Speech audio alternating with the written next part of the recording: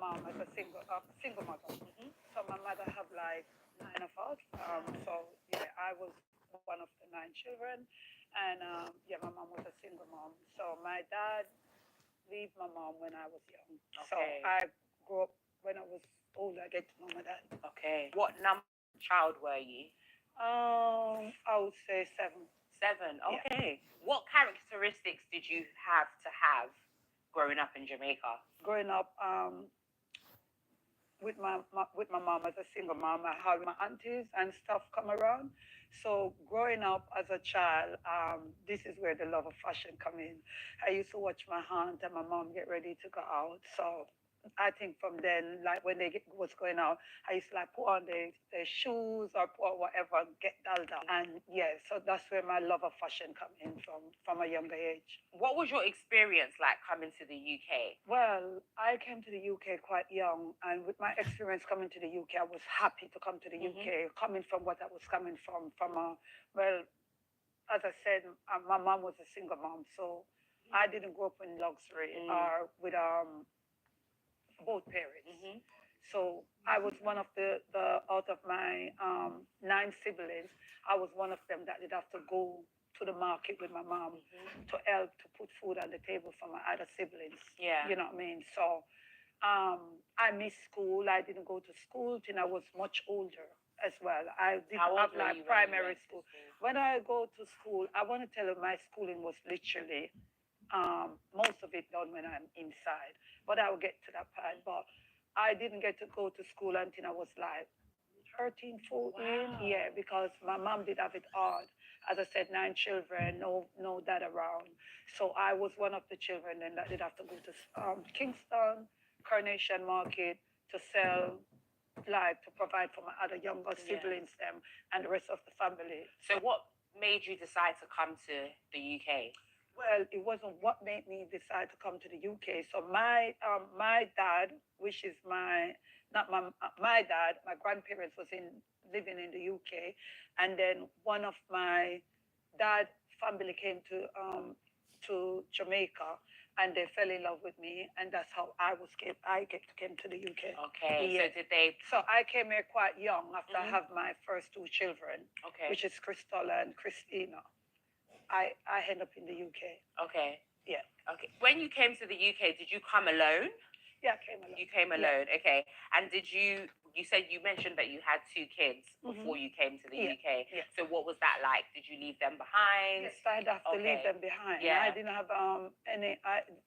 Coming here, I couldn't take them at the time with me, so I did have to leave my two children back in Jamaica. Yeah, yeah. But you ended up bringing them over. Once I came here, I ended up making they come to the UK as well. Yeah. And did you bring any other family members with you? I helped all my other family to come to the UK. How many of them did you bring over? About 9. All 9 of your siblings? Yeah. Oh wow, yeah. That's amazing. Yeah. Well done. Because how can you leave your siblings behind, knowing that you and them struggle together, suffer together? Yeah. So I get the opportunity. So once I get the opportunity, I help my family to come here, like my brothers and sisters. When you came to the UK, was it a smooth transition? When I came to the UK, it was quite good them time. It wasn't that bad. But then after coming and being around family, you know, after a while, they don't want you around them.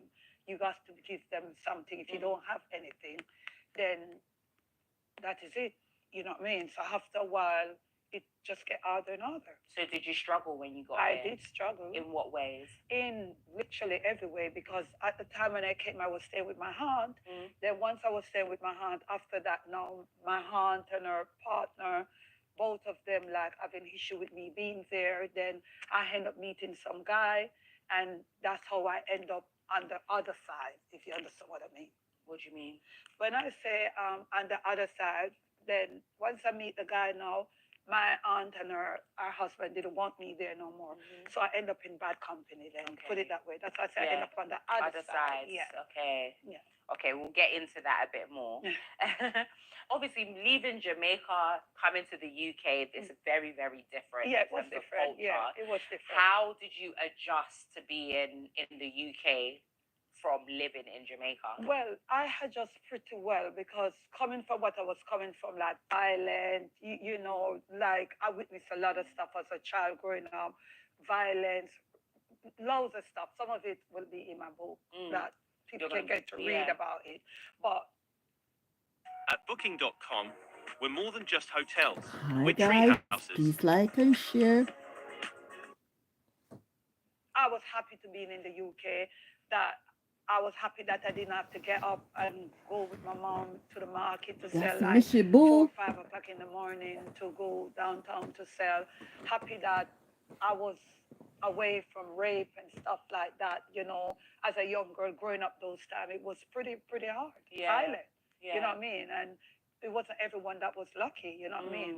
Please like up the live, so you were guys. glad to be here. I was glad to be here. But even though I'm here, there's still struggle you face same way here. Yeah. You know what I mean? Yeah. It wasn't just plain slay like that. So you are very well known in South London, especially in the dancehall scene. Your name holds a lot of weight. Can you take me through the journey of how you became so popular? Well, I would go back as well, back to Jamaica. So from Jamaica, as I said, growing up, seeing my aunt and being around my mom, they going out and whatever. My love for fashion came from that. So I was in Jamaica. I used to go to events as well. Like, you have partying at the ghetto and you go, you're gonna Anna Town, Wildman Street, and then place there. I love Lane and, dance and whatever. So I always love music, always love fashion, always love dance, you know what I mean? So from Jamaica, I used to go to different parties and whatever. Then when I came to England, I still the love for party and music still continues. It's still continuing. Okay, so then that's how you built your reputation. Yeah, but I was always a fashionable person from Jamaica. Okay. I was always someone that carried myself nice, look after myself, and I always love taking care of myself. Well, you look good. Thank you. Definitely take care of yourself.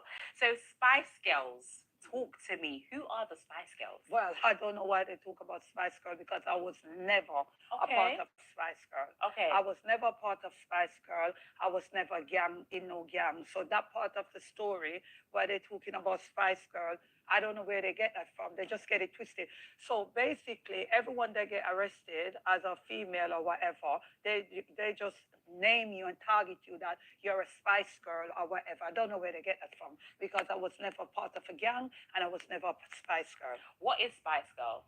I would ask the same question. The Spice Girl, I know they are playing music over here, innit?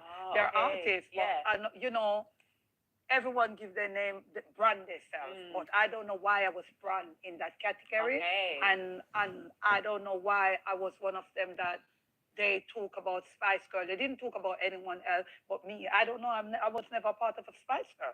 I always have my name and stand my own ground. Okay. I was never part of a Spice Girl. Thank you for clearing that up. Yeah, and I'm not a Spice Girl, and I was never in a gang neither. Okay. Yeah. So you recently went viral for being cleared of charges of £19,000 worth of theft. Yeah. Because you claimed that you have kleptomania. So speak to me about that. Well, when I said I have kleptomania and mental health or whatever you want to get under, I believe so because there's always times where I try to stop myself and, I have got these voices and this urge in my head. Even if I'm being arrested and I just come out of a police station, as soon as I come out there, I will still take something. I try to stop it, but it's so hard. It's this kind of urge in me and this, it's like I get panic attack, I get sweaty hands and whatever, and I speak to my doctor about it. I told them I can't help myself. I will go to the store. I have money, and this urge in me. Sometimes I take it. I don't know what I give it away. You know what I mean? And I just can't help myself. But what I don't like and what they talk about is it's only high-end shop I go to. They don't talk that I will get arrested in River Highland next H&M. It doesn't matter. A corner shop. But I was labeled it's just Harrods and Selfridges. You know what I mean? I don't know I get arrested. Sometimes I don't even know where I am when I get arrested. You know what I mean? So do you black out when you have these things? I've been suffering with mental health for many years. You know what I mean? But looking at me, you say, okay, she don't have mental health, but how can you determine that I don't have mental health? Yeah. Because I don't know you. I don't know what when you leave here, what you do after you leave here. You know what I mean? And there's a lot of people don't know about me in person because what you have to remember when you go to these dancehall events, you put up a barrier and you put up a shield because you have to deal with everyone around you. And sometimes you're not okay. But because you're not okay, no one have the time to say, are you okay today? So you have to live. Let's talk Wow, I'm pillows. telling you, I've mental tried so many illness different brands and none is of them have kept real. their shape and firmness for long. A life of lie, really, because you're not okay, but you have to pretend that you're okay to be accepted. And this is what I want to speak about. It is wrong, because there's a lot of people like myself out there suffering, but they're looking at you on the outside and think that you're okay. Because you're looking at me now and you say, oh, you look nice. There's nothing wrong with you. But how do you know nothing wrong with me? You have to, some people like myself, I don't smoke now, but you have some people that they will drink. You have some people, my way of dealing with my mental health is to look like this. Because that's what the vices tell me to do.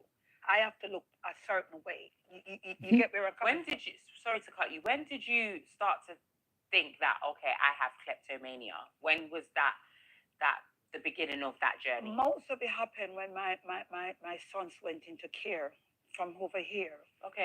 It get worse. My twins, when they take my children from me, and that happened. I'm not going to say everything because some of it's going to be in the book. But my mental health get worse when my twin sons went into care. How old were they? They went into care when they was 5 years old. Oh wow. And that one of it that triggered my mental health because they put my sons in care because I didn't have the right to live here. I didn't have any paper. And instead of they helping me, they ripped my family apart, put my children into care, and left me there wandering the street. No one, no counseling, no help, no support, nothing. How to deal with. Remember, I didn't abuse my children. I didn't do anything wrong. And so that's when the kleptomania started. That's when the mental health developed, and that's when the kleptomania started because I didn't have nothing to live for. I didn't care what happened to me, so I was getting arrested day after day. Oh wow! What I'm saying? Yeah. Day after day, I didn't want to live. Okay. I didn't want to survive. I didn't care what they do to me because a part of my heart was ripped off.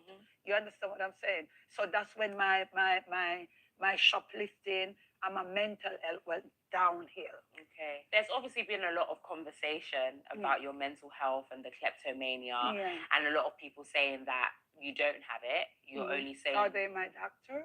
Well, this is what we're going to discuss. Are they my doctor? They're not. Have they been when I'm in mental health hospital? I've been to 3 mental health hospitals. Do they know anything about me? They don't know anything. All they know about me is my fashion and who I am. So some people would say that it's just very convenient that you have a luxury lifestyle where you're always wearing designers and you're a fashion icon. I wear everything. Last night when I was in Zara. Yeah. A Zara dress, a Zara bag. I wear H&M. I wear anything. It doesn't matter if you wear Louis Vuitton or Versace. You can have just something normal. Yeah. And you're still okay. Yeah. You know what I mean? But obviously you're very different to the average person. Yeah. Just because obviously you do sport a lot of luxury items and designer. Yeah. So obviously when you've been not convicted, but charged with £19,000 worth of theft, and people are saying it's very convenient to say that you have kleptomania because that excuses the fact that you've been stealing. Okay. What do you have to say to that? What I have to say about that, I'm not proud of nothing that I've done. I take full responsibility for my action, and I'm very remorseful. You know what I mean? But the end of the day, nobody know me as a person, or they're not my doctor. So no one would know if I have mental health or not. Was they there when I went into mental health hospital? Does they know that? They don't know that. They don't know what medication I take. Yeah. They don't know nothing about me. So, Hunting, you know something about me. You're not my doctor, so you cannot come and say I don't have mental health problem. Not because how many times you see people dressed up very nicely and 5 minutes you hear they kill someone down the road there because they're suffering from mental health problem and no one acknowledging. And the society that we live in, we have to pretend that we don't have nothing when we have illness. Because people like myself, from my culture where I come from Jamaica, everybody is ashamed to speak about mental health, speak about abuse, speak about rape. They don't want to speak about nothing because of the stigma. But I will not do that. You understand? I will always be who I am. You understand what I'm saying? If I'm mental health, I've got mental health. I don't afraid to speak about it. And how do they know I don't have mental health problem? You understand? They're not my doctor. You understand? I've been into Mars mental health. I spent 1 month in that hospital. And I'm going to say everything here. But you understand? But I can't look at you and say you don't have mental health problem. Because when you live here, how do we know what you're going through if a family member don't come and check up on you or a partner that you have that said, okay, I know you're not well or whatever, but yet still you still got to go to work because you have to feed your family. You understand? Even though you have your mental health, you still got to feed your family. So you're going to have to get up, put on your clothes, and come out there to pretend with me now and do this interview. But when you leave here, you're in tears, you're crying. You got your own issue to deal with. How do you deal with that? You get where I'm coming from? Yeah, no, I totally understand. understand. So I know I've got an illness because I can have 10 of this, and I will still go out there and take another one, make 11. So clearly something is wrong with me. You get where I'm coming from? I will have 10 bags, and yet still I will go there and take another one, make it 11. You understand what I'm saying? It's not me, myself doing it. It's what is within me. And this is why I'm going through counseling and getting the help that I need and the support that I need to make myself better. I don't want to live like that. I don't want my grandkids to grow up and do the same thing what I've done or feel that it's okay. It is not okay. But at the same time, you can't help yourself. There's a hurt in you.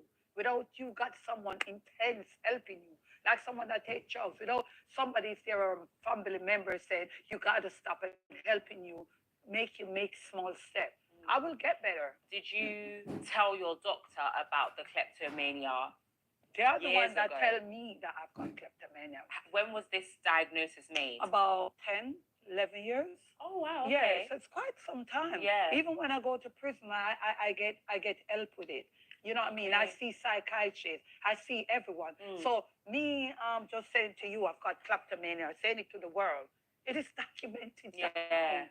It's not something that, okay, because I just get made up. arrested, Yeah. I make it up. They can trace back that, okay, she spent 1 month in mental health hospital. Okay, she was in the one in Labrador Grove. She spent 3 weeks in that mental health. Okay, fashion icon. What am I in a mental health hospital doing if I don't have mental health problem? What does the treatment look like? What they gave me in there? Yeah. So they gave you medication to control it. And then you have counselor. They will ask you what the voices that you're hearing. They will talk to me about it. You understand what I'm saying? So is that like a regular thing? Yeah, it's only a psychiatrist that can that talk to me. They are professional in that field, so they speak to me about it. You know what I mean? But the problem is with society, myself and others, they're too ashamed to come and speak out.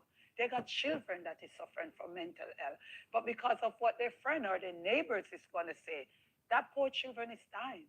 And it's only when that child commits suicide that you hear everyone saying how they should have get help and should have, because no one cares if you got mental health.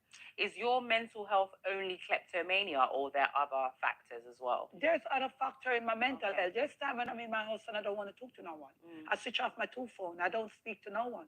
You know what I mean? There's time where people calling me, they can't get hold of me. I don't read message. I don't read nothing. Because I'm trying to deal with it on my own. And my way of dealing with it is locked up in the dark by myself. That's how I can deal with my mental health. Sometimes I don't want to be around no one. You understand what I'm saying? When I step outside, then I have to pretend. I switch over to someone. And that's why the book is the icon within me. Can you stop? Stop what? So, like, obviously you've got kleptomania. Is there, so like, for example, if you go to a shop now, what do you do to stop yourself? or is there anything you can do to stop yourself? Maybe if I'm listening to music or something distract me. Okay. But if I see the urge will just, I will have money and the urge just come over me. And I will end up, next thing I know, I take it up and I'm gone with it. I don't pay for it. Yeah. You understand what I'm saying? Yeah. I'm not proud of it, as I said to you. You know what I mean? Because it is wrong and it's not something to be proud of. But you got that urge inside of you, and that voice is in your head is telling you to do it.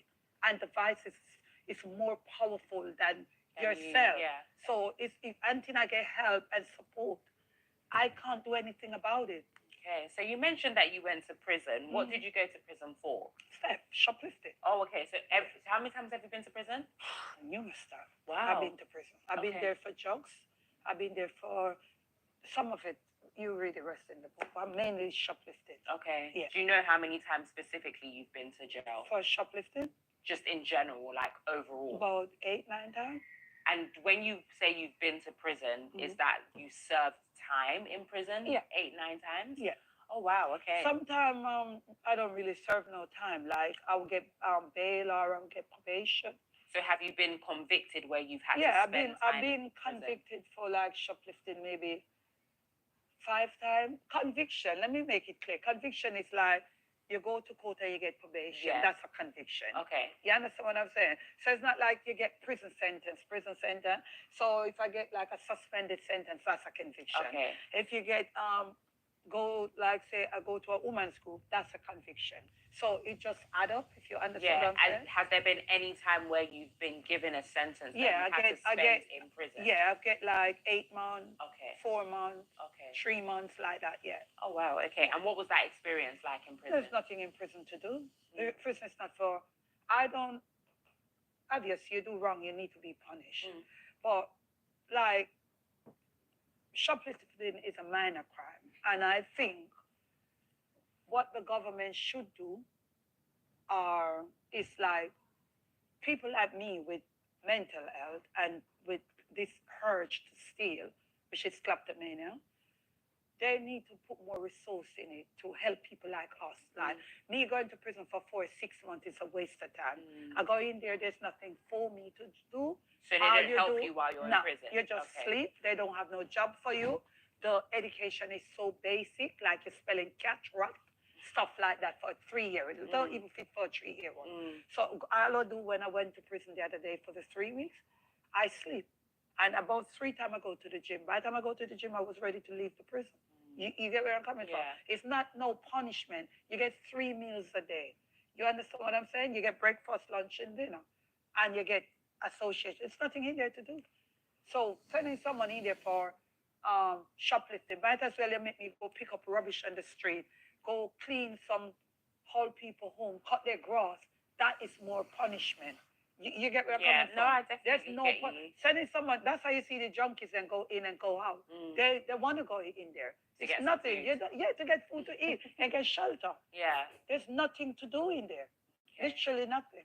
So you've mentioned numerous times that you are writing a book. Yeah. Congratulations. Thank you. So tell me a bit more about this book. What's it called? So the book will have everything in it. It will Okay. have my life story. Yes. It will have what I've been through as a child. It will have about my mental health. It will have about my upbringing. It will tell my love of fashion. It will tell about me being arrested, being in prison for shoplifting. It will have like loads of different stuff in the book. My abuse, rape,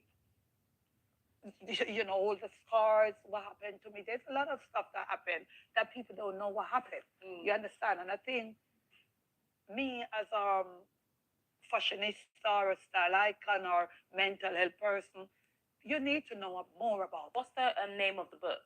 The icon within me. Okay. Oh, that's a very good title. The Can you icon, give us one story from the book? So the icon within me will tell you everything about me, from me growing up, coming up, being here, being. Living in a different city than the rest of my friends and family means I get to visit the airport a lot more than I'm used to. And even then, it can still be stressful. And King's Cross, being to prison for drugs, it will cover a lot of story, and it will give you a more insight into who I am, really am. And So I just want to go back to something that you mentioned earlier. You said that when you were living with your aunt, Mhm. that you then met a guy, Mhm. and this guy led you down the wrong path. Yeah. Talk to me a little bit about that. What was So that when I path? said he led me down the wrong path, I ended up start doing drugs, ending up on What drugs was it um specifically? cocaine Okay. and drugs that was on the street doing. You understand? And I ended up in prison, serving a big sentence for that. That was my first prison sentence. How long was that? 5.5 years. Wow. Okay. So all that will be in the book. What happened to me while I was in prison and what I witnessed. When I go in front of a judge or anyone, they just look at my conviction. They doesn't like, what can I do to help you from stop coming in front of me? Those are not the questions that I've ever put to me for me to try to help myself. All the hard work that I have done, like owning a business, cooking food, I've done that by myself. Yeah. Even though with my mental health, I fight to. It's not like I don't want to stop. I want to stop. My family is not happy with my behavior. My children is embarrassed about it. You understand? I'm embarrassed about it, but how can I stop myself if I don't have no one to help me? You understand? To stop. So it's not like I don't want to stop and I'm happy to go out there to steal luxury or something for £5. I want to stop, but I need help to stop. You understand what I'm saying? Understand. And I would like to help someone as well to stop as well. Once I get the help, then I can help someone else. Absolutely. So you mentioned that you have a business. What exactly do you do for a living? I love cook. I'm a chef. You're a chef. Okay. Yeah. So you run a business now? I have a food business. Okay. And it's still there. And people say, why you don't sell your food or whatever. I'm out there in Brixton running a professional business. Okay. But then no one come to support me, and I'm a great chef because we're not helping her because she go buy bag, she go buy this, she go buy that. You know what I mean? So you think people are intentionally not supporting your business? Sometimes I think like that. You know what I mean? This is why I want to go into a era where it's got a lot of drive there. I'm not just depending on myself or my own people. You understand? Because you come this week, you're not going to come next week. You understand what I'm saying? I want to be in a era where near a train station or near somewhere where it's a busy commute area. You understand what I'm saying? Because they don't support me for whatever reason. I can't tell them to support me. How long have you been doing the food business? Since COVID. Okay. I always can cook. I come from a cooking family. Okay. You understand? I come from a chef family, a cooking family. Yeah. So let's go back to your fashion, yeah? You said that your love for fashion started with your mom and your aunt getting dressed up. Yeah. And you speak quite boldly online about you being, that you're not like anybody else, that you are the one style icon. Yeah. What do you think sets you apart from everybody else? You know what I would say? Like me, I will see you in this. Like, say this thing come out, this bottle come out. Everyone goes for the same thing. With me, I don't go for the same thing. Okay. So this is where I will always be stand out. If it's even the same thing, I put a little Turk in it. I try to look different. I like to have my own identity. I don't want to be you. I don't want to be that person. I like to have my own look. Yeah. So if purple is wearing, I swear and go to a different color. I'll go back like five years back just to look different from the current what wearing now. So that is what I think set me apart from a lot of people, because I don't like the same thing you like. And if I even have the same thing what you are, I won't wear it until maybe 5 years after. If it's what wearing now, I won't wear it now. Okay. I'll wear it like 5 years after. So, and when I'm wearing it, I make sure it look different. Yeah. You know what I mean? Yeah. I get you. Describe your fashion sense to me in one word. I'll say I'm a hot girl, a fashionista, a style icon. I love fashion. You know, I love fashion. I can wear anything. Like sometimes I have something is all £1, £2. My idea, my vision just come to me like that. Like even for me to come here, it was like my last minute, and I said, okay. It just burgundy comes, is it wearing, just and it drops just in your comes mind. straight in like that. I said, okay, I got burgundy bag. I got these shoes about 20 years now.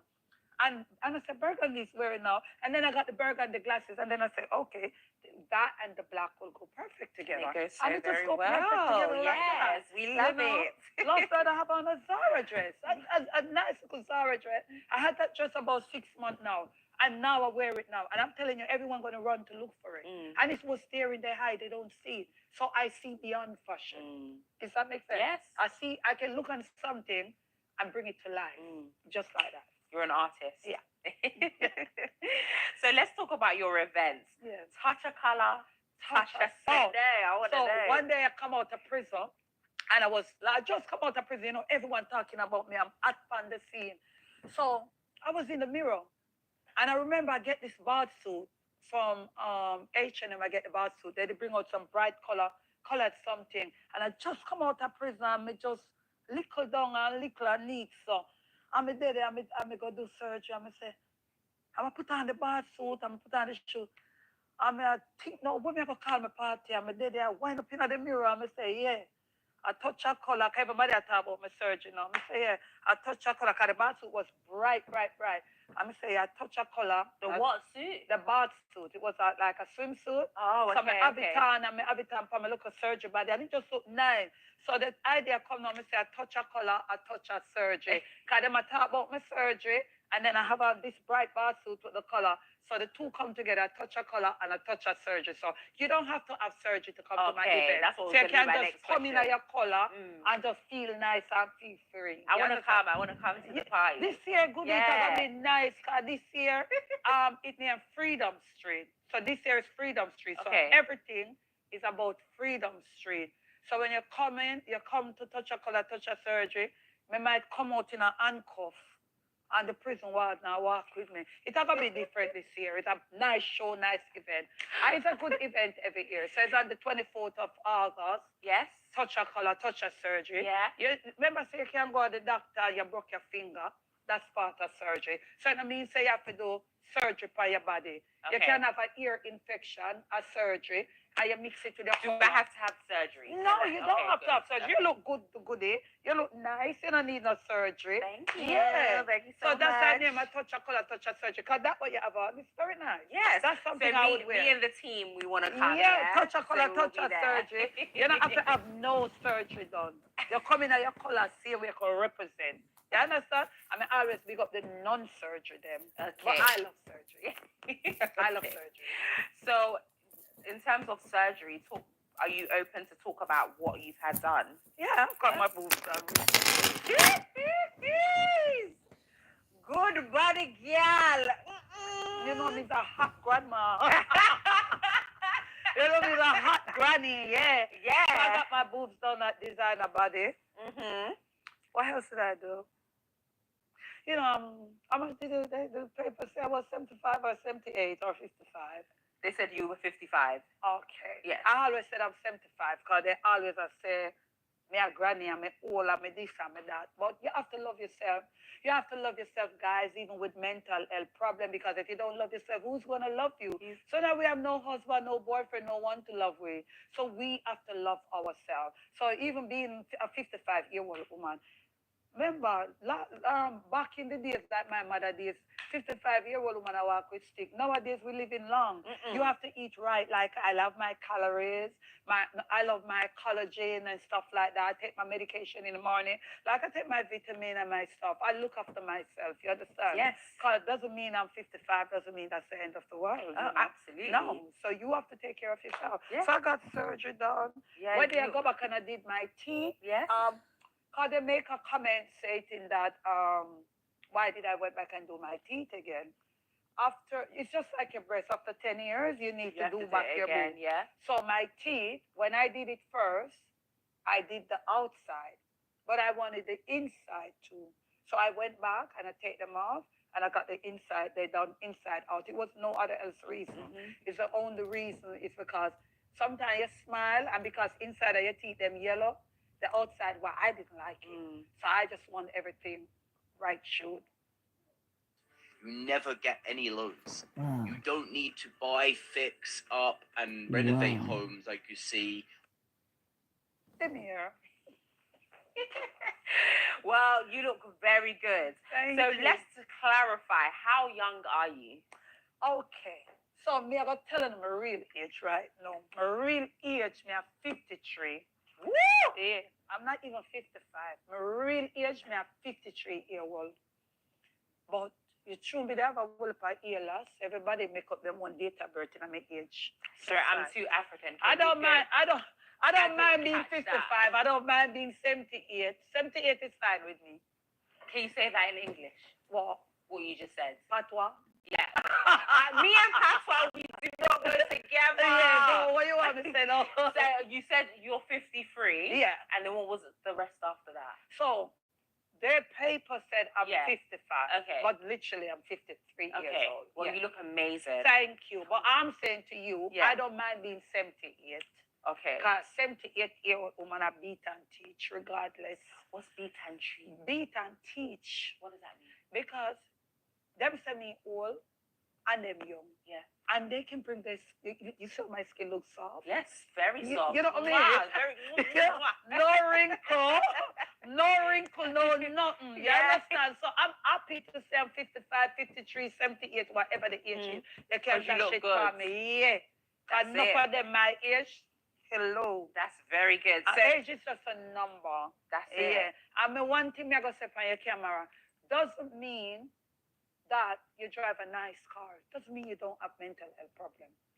You understand? Mhm. You're doing this doesn't mean you don't have mental health. You can be suffering from some form of depression. Mm. You might have a family member that just lost a boob, Yeah. just have cancer. Like my mom passed away from cancer.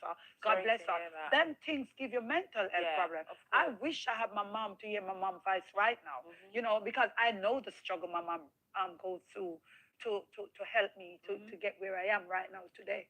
You understand? But doesn't mean you don't have mental health. You understand? Yeah. I have mental health problem, and a lot of people may be laughing. Oh, she not on a mental health problem. Mental health is real. Don't laugh. What would you say that your beliefs are when it comes to the beauty standards and women? What advice would you give to people? Be proud of who you are. Mm-hmm. Believe in yourself. Love yourself. Because if you don't love yourself, no one will love you. Mm-hmm. It's about you. It's not about no one else. Yeah. Focus on you. Don't black out the noise. You understand what I'm saying? Just black that noise out and focus on you and love yourself. Anything you need to get done to you, you do what you have to do. Do your research. I'm not going to say surgery always the safe measure to take. Mm-hmm. It's not always the safe route to take, but do your research. And whatever make you happy, make yourself happy. Yeah. Like even though I look like this, I still go to my doctor, I get my medication same way. I take my medication same way. You understand? For my depression, because I suffer from real depression. You understand? And then can go to Master Hospital and got me near Melissa Grant, go in there, they can go dig up my file. I'm a patient there. Yeah. You understand what I'm saying? What would you like for people to learn from your experiences? I want them to buy the book when the book come out and read the book, and then they will get a deeper insight into my life, my upbringing. But what would you say to people now if they were to say, I want to learn something from her? Just a brief. What I would like them to do is give me a chance and don't just cast me away because of my wrong that I did. Because all of us do wrong in our own way in some part of our life. And doesn't mean you do wrong, it cannot be correct. You can still turn out to be someone. Even though with what I've been through, I can still turn out to go to school and help a child or help somebody that's going through their own problem and their own issues or their own family life. I can still tell them what I've done to keep myself like this. How do I manage my mental health? How do I manage my problem? So what I want them to do is not just, okay, she always have flashy thing and she always have this. The voices is still in my head. No matter what you said, it's still in my head. I need to put it at rest. I need to get it out my head because I can talk to you now, okay, but that voice is still there when I'm by myself or there's an event that pushed me into depression. It's hard for me to manage. You get where I'm coming from? It's very, very. I've been to my probation already, and I'm just talking to my probation and tell my probation 1 episode I'm going to give you. at West Norwood probation, Stockwell Road probation. And I was there sitting like you, talking to my probation officer. And I tell her, give me 1 minute, I'm going to the toilet. The next 5 minutes, they come in there, can cut me down. I was hanging myself in there. Nobody knows none of these things. All they see is this, me. Nobody knows this. The woman traumatized me. I leave her there. And when they're looking for me, they can cut me down in the bathroom. Wow. In the toilet, in the probation, at Stockwell Road probation. Wow. Boy, mental illness is real. So it's a lot. It's a lot. It's a lot I've witnessed in my life. I've witnessed people die in front of me. I witnessed house burned down. I witnessed people killed in front of me. I'm traumatized. I am traumatized. And do you feel like you're getting the necessary help that you need? I am getting help. I am getting help, and I'm dealing with it. Yeah. You understand? The shoplifted part is the least part of it, because there's a bigger picture than shoplifting there. Okay. You understand? Yeah, no, I am getting help, but this is what I'm saying. People don't know anything about you, and they're not brave enough like what I do to come and speak out. Well, thank you so much for speaking out about it. They're not brave. Yeah. And don't matter what you go through. What about the people them that they send from here to go fight war? Don't you think they're left with mental health problems? No, they're traumatized. So now that you're getting the help, which is amazing. I always was getting help. I always was getting help. Which is help. amazing. Yeah, I always was getting help. What's in store for Mitchie Boo? What's next? What's in store is the Hike and with Living Within Me. Yes. That's coming out my book. And it's got so much things that you're going to be crying. You need tissue when you read that book. Okay. The Hike and Within Me. Yeah. And what's coming, my Mitch Kitchen is coming back. Okay. I'm just looking for a location. Because I said to you, once I am busy, I can manage my mental health more. It's when I'm not doing anything and I locked up in my house, then the depression, the voices, and everything come to me. And the message I'm trying to send out there, don't be afraid to seek help for your mental health. Yeah. Don't be afraid to speak out about it. Try and ask someone if they're okay. Yeah. Don't just see that person picking up grass every day one place. Go over. It must be a reason why they had that one spot picking up grass. It's the voices sending them there to make them know that they need to dig something there. You just see what they're digging. Only them and the voices can see what they're digging. Absolutely. So check upon a loved one. Yeah. You know what I mean? And reach out to someone. Reach out. And don't because you look like this doesn't mean you don't have problems. Yeah. It doesn't mean you don't have problems. No. So don't judge me because, okay, I'm wearing flashy, but maybe that's what the voices want me to do. They want me to dress up. When the voices tell me to wear pink, I wear pink. Well, we look forward to the book. Yes. Very, very excited. And look forward to Touch of Color, Touch of Surgery. Yes, look forward to your event as well. Thank you so much for coming. And Mitch Kitchen, yes. Thank you so much for coming. You have been an amazing guest. You look amazing. Thank you so much. You look so good. Thank you. Thank you for having me. Thank you for having me. I appreciate it. Thank you for coming. Thank all of you guys. I hope I don't talk too much. Oh, you've been amazing. You've been great. But you guys will get it all in the book. And it's going to bring taste to your eye, you know. Yeah. Because I've got so much to talk about. There's a lot that I haven't spoke about. And I want my voice to be heard. And I want people to get help out there.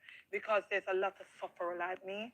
And a lot of silent sufferer. And a lot of people living with two voices in their head.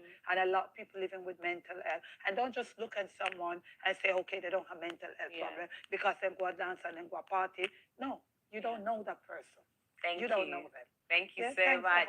Thank you for coming. Guys, make sure you like, comment, and subscribe. It has been an absolute pleasure. Until next time. Thank you. I hope you have my book when it comes out. Yes, definitely will. Thank you. So guys, you see, mental illness is real. You're going on vacation. Mental illness is real. Half the fun. So,